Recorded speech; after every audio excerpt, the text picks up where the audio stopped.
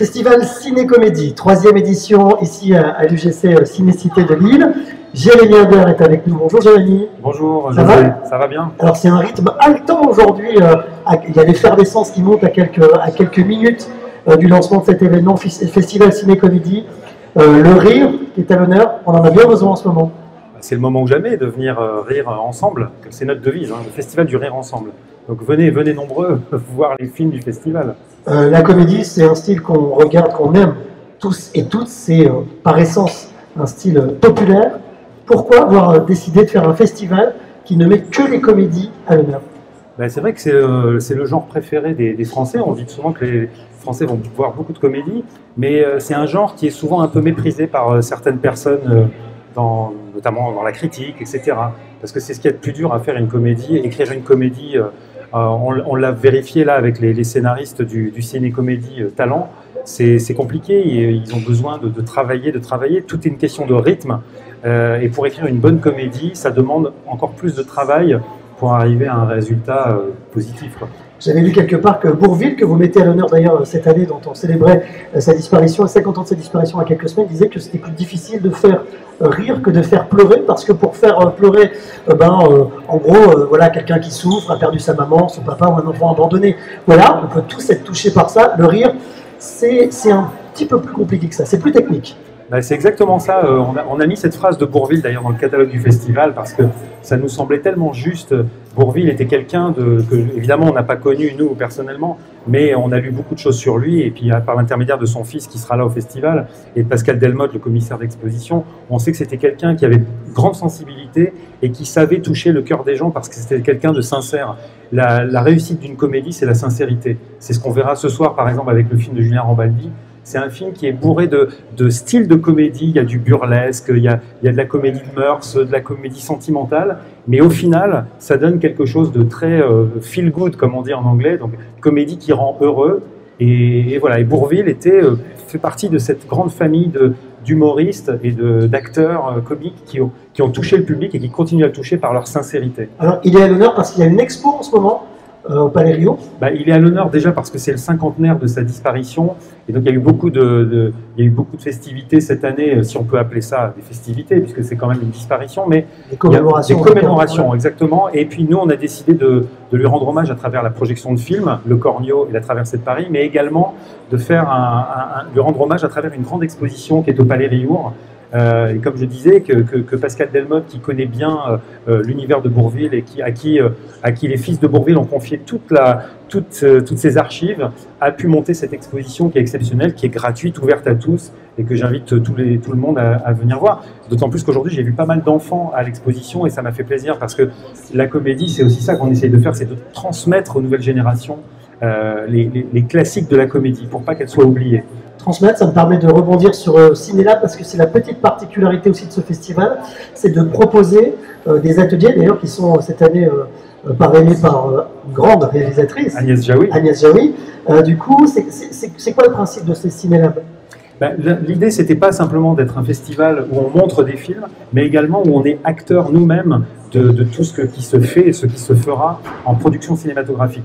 La comédie, c'est ce qu'il y a de plus dur à écrire, et nous, on a voulu apporter notre petite pierre à l'édifice en favorisant la rencontre avec des jeunes scénaristes, entre des jeunes scénaristes et des scénaristes plus chevronnés ou qui ont fait leurs preuves. Et cette année, on a Agnès Jaoui qui est une de nos plus grandes scénaristes dialoguistes. Donc on a décidé de lui proposer, et elle a accepté surtout d'être la marraine de cette résidence d'écriture, le Ciné Comedy Lab, qui se passe sur le site d'Arenberg Creative Mine, dans un lieu magnifique qui est très inspirant d'ailleurs pour les scénaristes. En tout cas, c'est ce qu'ils nous ont dit. Et Agnès était ravie de cette rencontre avec ces jeunes scénaristes. Et l'idée, c'est de pouvoir nous apporter ce coup de pouce à ces scénaristes pour que leurs films puissent un jour être produits, mis en production, réalisés, et qu'on puisse un jour les montrer à leur tour à l'UGC, pourquoi pas. C'est les révélations de talent peut-être? Ce sera les nouveaux talents peut-être, on espère. Alors le festival Ciné-Comédie, c'est la 3e édition cette année, avec des conditions, on le sait, compliquées. C'est plus qu'important que les gens aillent au cinéma, parce que si les films se font, c'est parce qu'on va au cinéma. Donc il était important de maintenir cette édition coûte que coûte, j'ai envie de dire, avec le respect des règles sanitaires, évidemment. Alors, effectivement, on respecte toutes les règles sanitaires afin que les gens soient séparés, comme dans tous les autres cinémas. Mais on tenait quand même à maintenir l'événement. C'est important en ce moment, c'est une forme de résistance. En tout cas, c'est ce qu'un des élus nous a dit, nous a vraiment traité de gens courageux parce que, voilà, de maintenir l'événement, c'est pas facile par ces temps un petit peu douteux et il fallait absolument maintenir cet événement. Et je pense qu'on est peut-être à un petit niveau, mais peut-être un bon antivirus par les temps qui courent. Hein. Le rire, c'est pas mal, ça redonne un peu de joie aux gens qui sont moroses en ce moment. Et on l'oublie peut-être un petit peu trop, effectivement. Alors, on voit sur le programme les Blues Brothers, parce qu'il y a les comédies des années 80 aussi qui sont à l'honneur cette année. Il y a Tim un pilote dans l'avion, Tootsie, qu'est-ce qu'il y a encore, le flic de Beverly Hills. Voilà, SOS Fantôme, La folle journée de Ferris Bueller.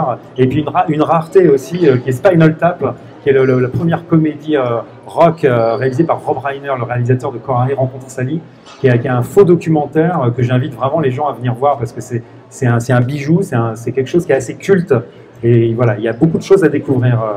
Des pépites et des raretés aussi avec Laurel et Hardy, Stan et Ollie, au Far West. Alors on a lancé cette année une nouvelle section qui sont les introuvables de ciné-comédie. Et l'idée c'était de dénicher des pépites ou des films qu'on n'a plus l'habitude de voir, soit parce que les copies sont dégueulasses. Donc là, on les a restaurés. Alors, c'est pas nous qui les restaurons, bien entendu. Là, c'est notamment Lobster Film qui a restauré Laurel et Hardy au Far West. Donc, on va pouvoir voir le film dans des conditions sublimes, même meilleures qu'à l'époque quand c'est sorti. Et puis, un hommage aussi à Serge Corbert, qui est un réalisateur de la Nouvelle Vague. Mais pour une fois, on va découvrir une comédie de la Nouvelle Vague. Hein. Souvent, on parle de Godard, Truffaut. Et là, c'est une comédie de la Nouvelle Vague avec Jean-Louis Trintignant et Marie Dubois. Là, c'est vraiment une pépite. Oui, le 17e ciel. Le 17e ciel, voilà. Sorti la même année que Un homme et une femme. Voilà, au même même un registre totalement différent. Exactement. Merci beaucoup, Jérémy. Merci. Ça se tient du 30 septembre au 4 octobre. C'est le Festival Ciné-Comédie. Puis tout est gratuit. En tout cas, les séances de cinéma, les films sont à voir gratuitement sur réservation. Exactement. Alors, à part les avant-premières et la soirée grise, comme je disais, tout est gratuit. Donc, l'Expo Bourville également. Donc, venez nombreux et on vous attend. Et c'est une manière de soutenir le festival et la culture. Et on sait que les Lillois et tous les gens des Hauts-de-France sont des férus de culture. Donc, on vous attend nombreux. Et on témoigne également l'épaisseur du programme. C'est chargé. Il y a beaucoup de choses à voir. Merci, Jérémy. Merci.